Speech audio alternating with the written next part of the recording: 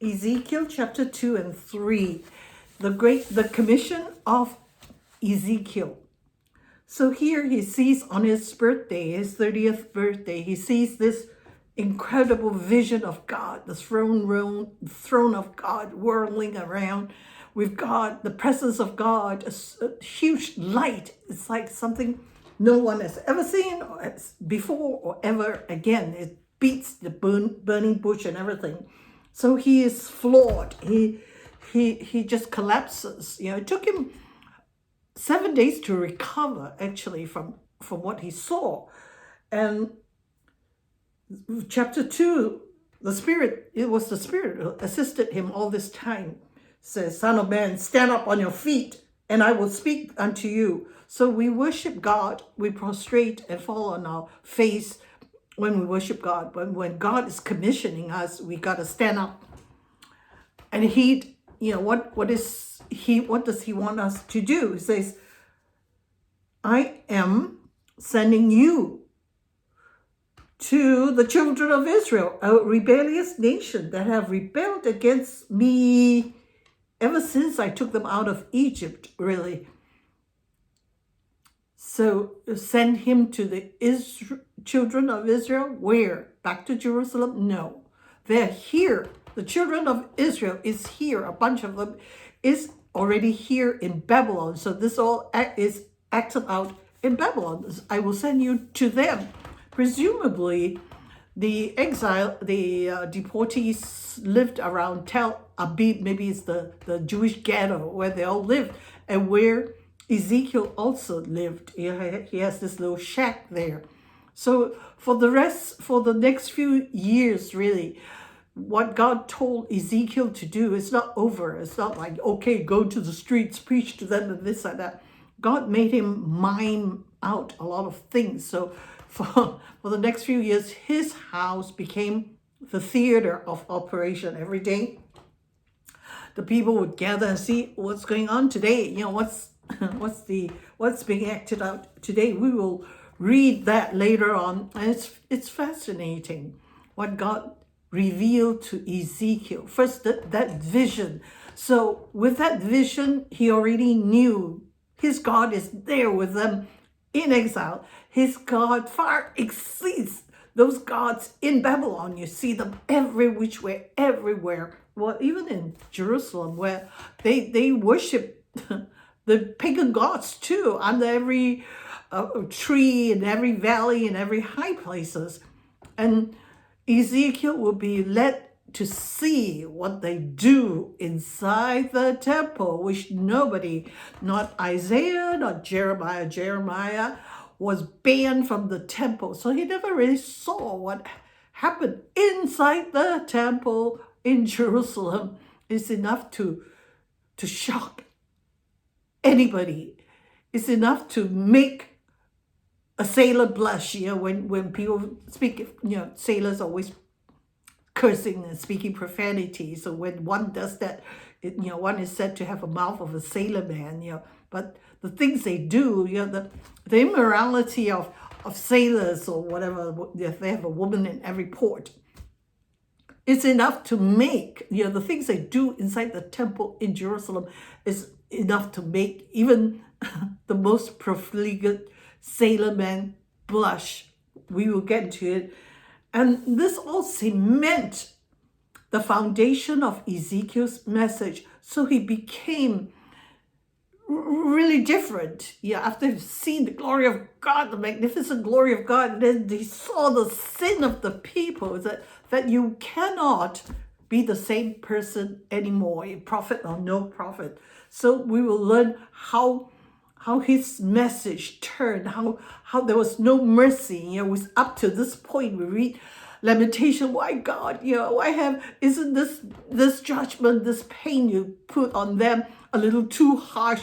But after reading what Ezekiel is led to see, then it's like no mercy. Kill them all. They don't deserve any mercy at all. It's like, well, so here God is saying, I'm sending you to these people, the same people. They're no different. See, It's amazing. So we can look from the outside and say, wow, look at them. So disobedient. They are the people, the firstborn of God. But, we have to take a look at ourselves too.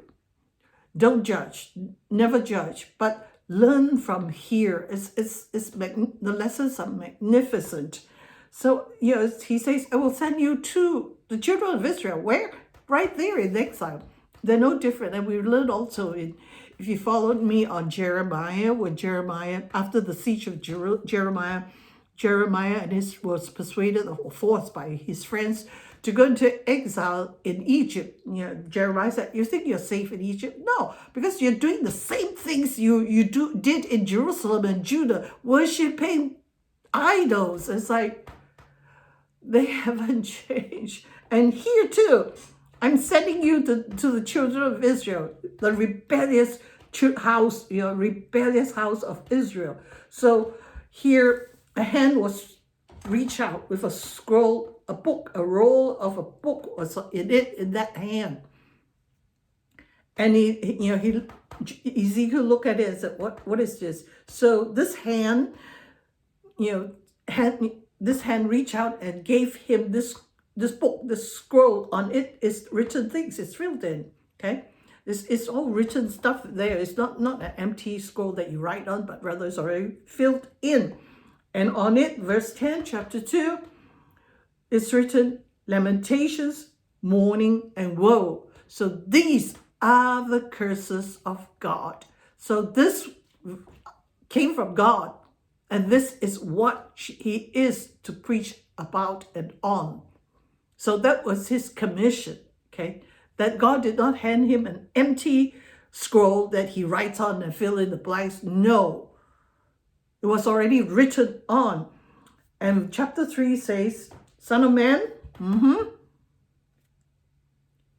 eat this roll and go speak unto the house of Israel. The same thing. So I opened my mouth and he caused me to eat that scroll.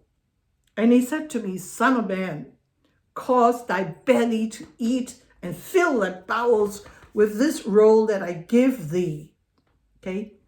Then did I eat of it, and it was in my mouth as honey for sweetness. It was sweet. See, the scroll, papyrus can be so sweet. Well, the words on the papyrus were not sweet words, but the act of eating, the act of obedience was sweet. Let's put it this way.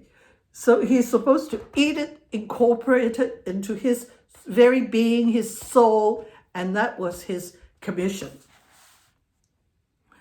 And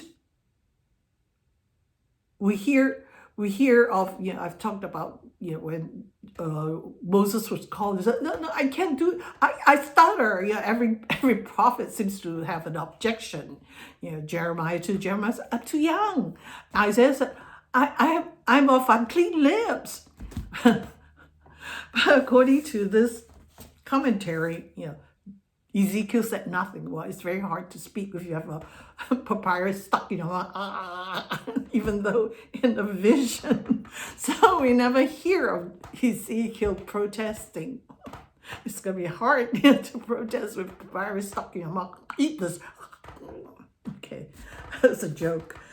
Okay, so here the Spirit lifted him and took him from Caba back home to Tel Aviv. I mean, he couldn't move. And he went back to Tel Aviv and was inebriated for a whole week. Took him a whole week to recover from that vision. And continuing in chapter 3,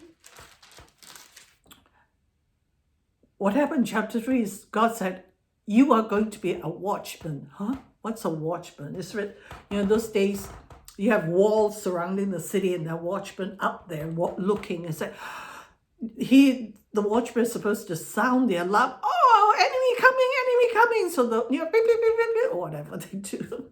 So you wake up and fight the enemy. So that's the job of a watchman, of a sentry. So to be a watchman is in the souls of people. You're supposed to look at their action and warn them. if you don't warn them and they sin and they die, it's your job. You have blood on your hands.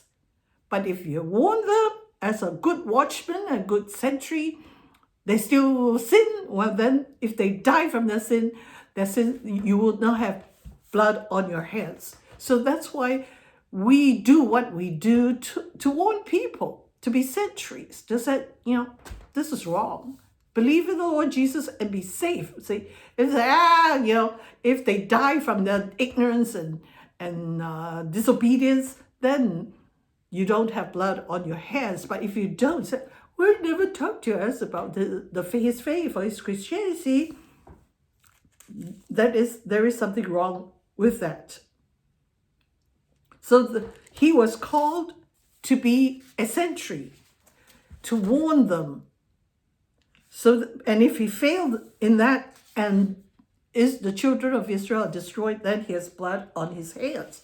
So it's a huge responsibility on him, even as he lives in exile with the other exilees.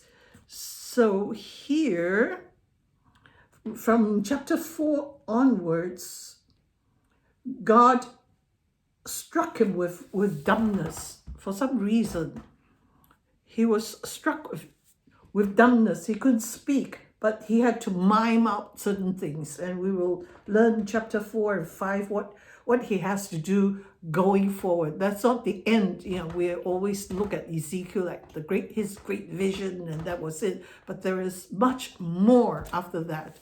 And especially the first part is fascinating. I couldn't put it down. It's like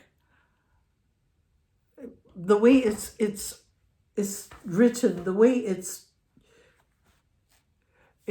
people, the Muslims always say, oh, he was told to use human feces. What's that all about? We will learn about that. So stay tuned and stay informed.